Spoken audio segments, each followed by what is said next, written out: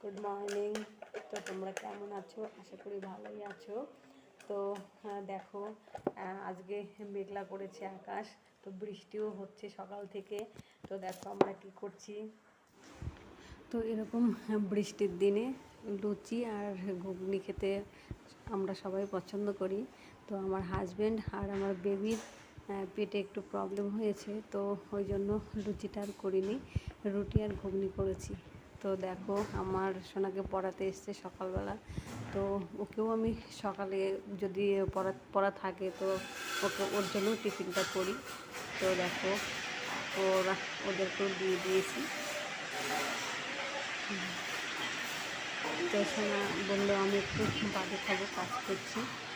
তো এইদিকে দেখো তোমাদেরকে আমাদের কি বলবো, বৃষ্টি হচ্ছে, বৃষ্টির সেই দৃশ্যটা দেখাচ্ছি তোমাদেরকে। এটা আমাদের স্টেশন সাইডটা। তো দেখো আমি বৃষ্টি হলে আমি বাইরের পরিবেশটাকে দেখতে থাকি, আমার ভীষণ ভালো লাগে।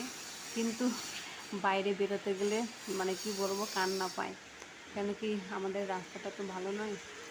তো দেখো বেবিকে নিয়ে যখন স্কুলে যাই তখন ভীষণ অসুবিধা হয়, আর তখন কি বলবো, কান্না পেয়ে যায়। তো জানি না কবে রাস্তাটা ঠিক হবে। তো রাস্তার জন্য আমরা ভীষণ অসুবিধায় রয়েছি।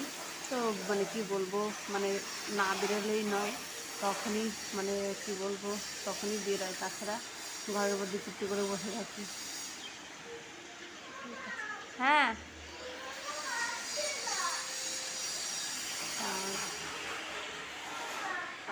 আমি কি করব? তো দেখো আমার রুমের সাইডে একটা নিম গাছ আছে। তো যখন হাওয়া দেয়, নিম গাছটা যখন নড়তে থাকে তখন আমার ভীষণ ভালো লাগে। আর বৃষ্টির সময় আমি জানলার কাছে বসে বসে কি বলবো, বাইরের দৃশ্যটা দেখতে থাকি। আর এদিকে দেখো আমার হাজবেন্ড আলমারি থেকে সব জামা কাপড় বার করছে, কেন কি আমাদের যে আলমারির সেলফটিও লাগানো হয়নি, তো আজকে লাগাতে আসবে। তো আমার